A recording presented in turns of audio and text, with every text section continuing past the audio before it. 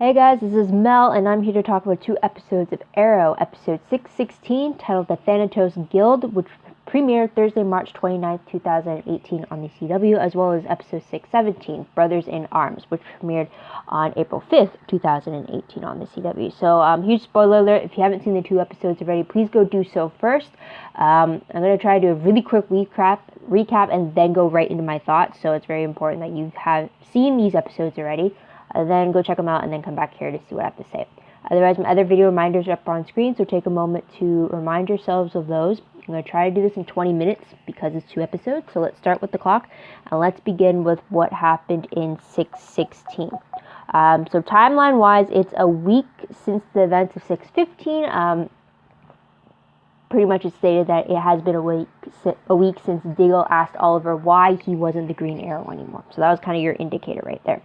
Huge episode reminder for 616 was the fact that we are introduced to this new League of Assassins, or this new faction of it. So there's that. Now with the episode breakdown, I really picked up on two different storylines. The first one dealing with the Thanatos Guild, which is this new faction of the League of Assassins that Malcolm had created, which is now being led by his former second-in-command, Athena. And their whole goal was trying to find the lost map that Malcolm had hidden, which they need Thea to unveil it. So that was the whole issue with the first storyline. The second storyline was dealing with identifying the corrupt cops within the SCPD, and with Dina Drake's continued search into this, she finds out that Captain Hill is dirty, and that Vertigo is trying to be reintroduced back into the city. So I'll leave it at that. Now, flashbacks, though, there was only one segment of flashbacks, and that was from 4 years ago. And this is the scene where Thea goes into the limo to see Malcolm after the whole Mirror Kruger raid. Now, I believe this scene was originally seen in episode 223. And this is before she asks him to take her away and train her so that she can defend herself. So that's pretty much the only flashback part you see in the episode, was that one scene right there. And yeah, it was a reused scene. I don't think anything was different from that scene, or added to it, I should say.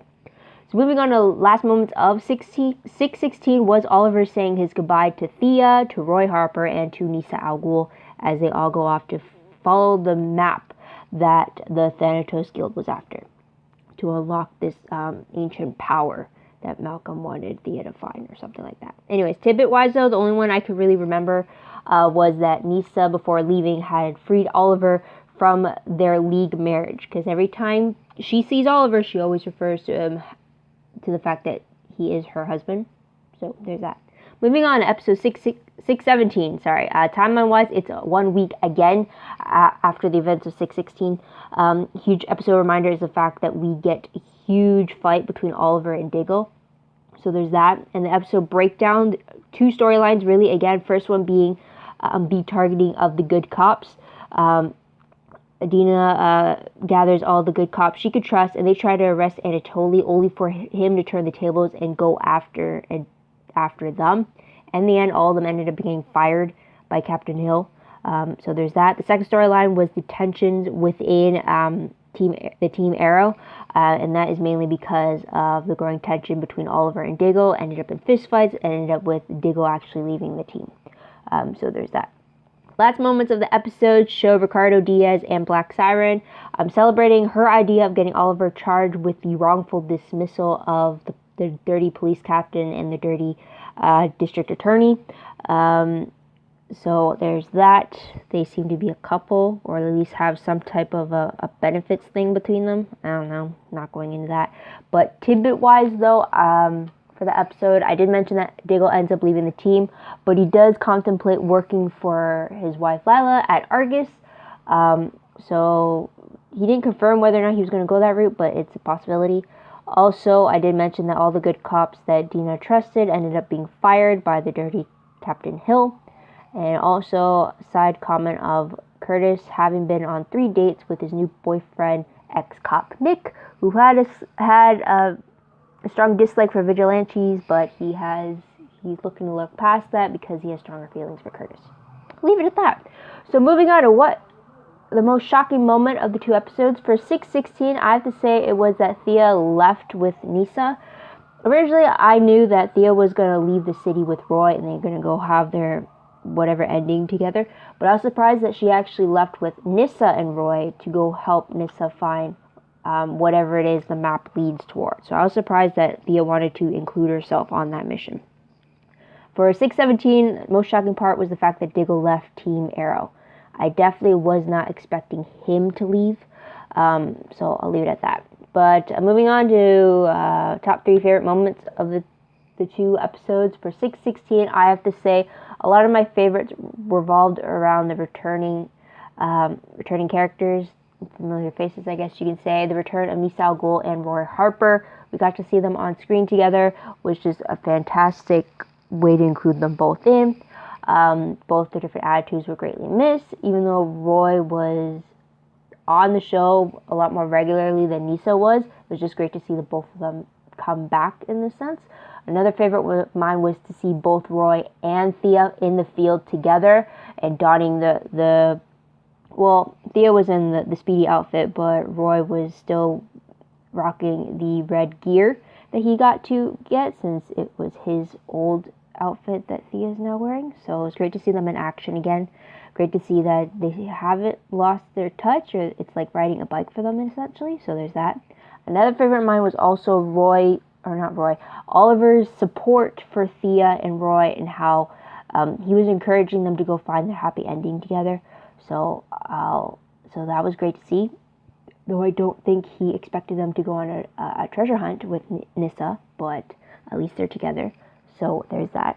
For 6/17, I have to say a favorite of mine was the fact we got to see the return of Lila. Despite the fact that she is married to Diggle, we don't see much of her. So it was great to see her in this episode, and not in just like a small cameo or small scenes or anything like that, but to actually have her play a huge part in the episode and kind of be Diggle's confidant, his soundboard, and try to help him figure out why he's feeling the way he's feeling when it comes to Oliver.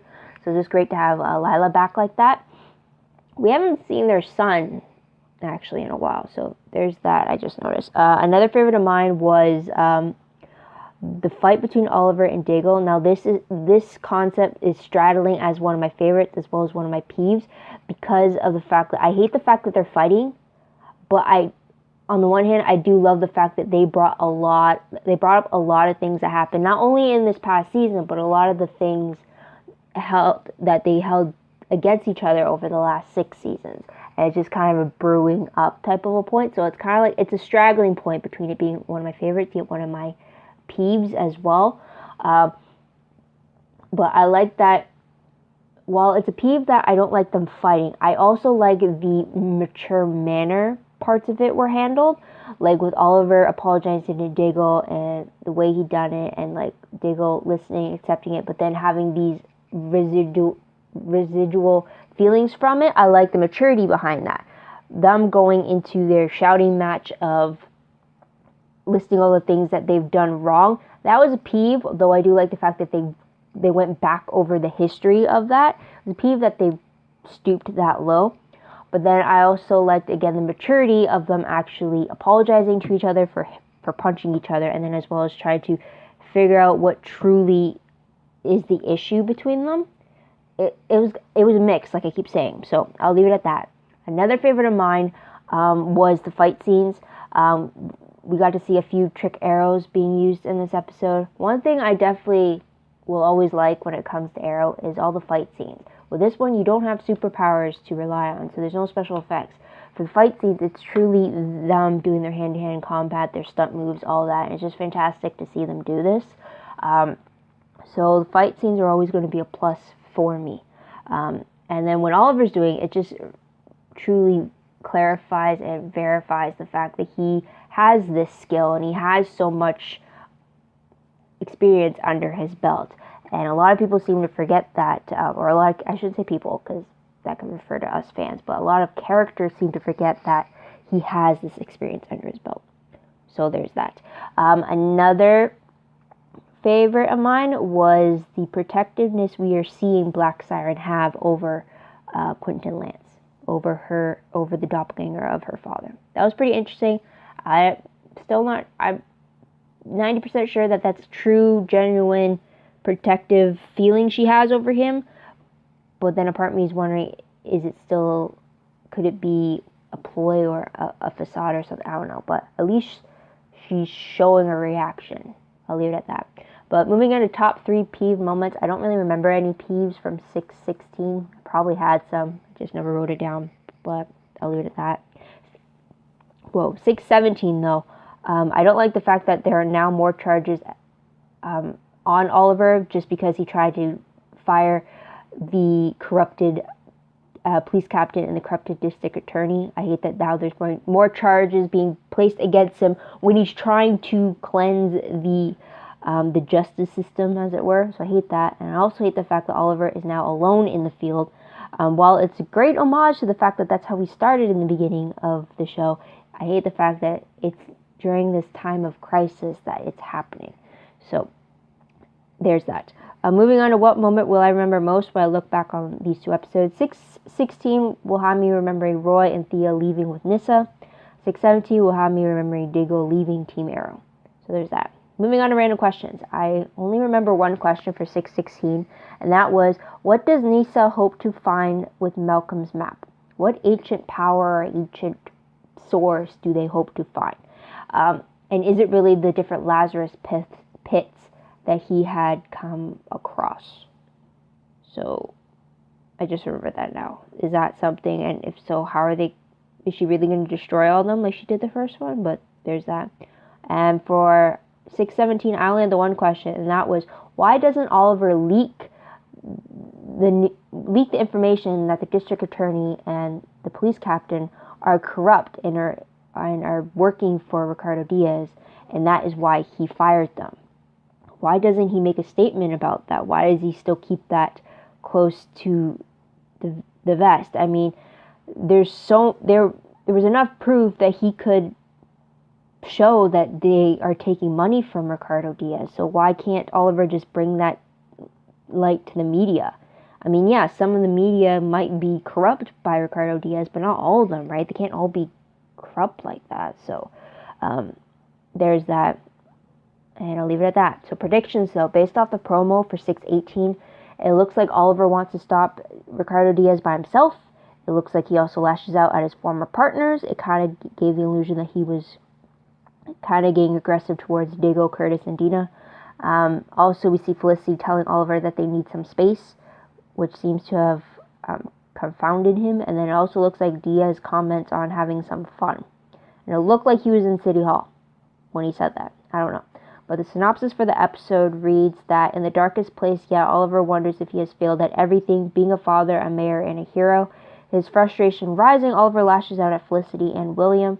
A surprising visit from an old friend has Oliver questioning his next move. I'm wondering if that old friend is going to be Slade or if it's going to be someone else.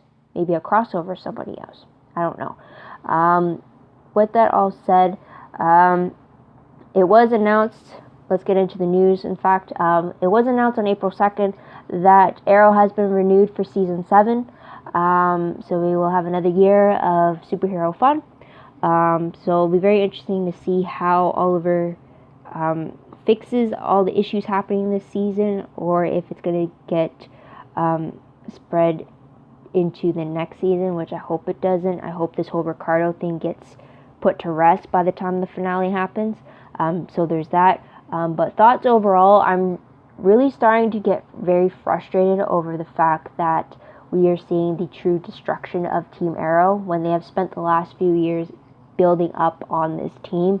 I mean, it was like they took their 5-year plan and to build up this team, this bond and everything, and try to build a legacy from it. And then after the 5 years is done, they were like, let's start off this next saga by tearing it all down. And then they got rid of the new recruits. They're breaking off that. They're breaking up the bond between Oliver and Diggle. And now they're apparently it's going to come between Oliver and Felicity. It's just like, what the hell is going on?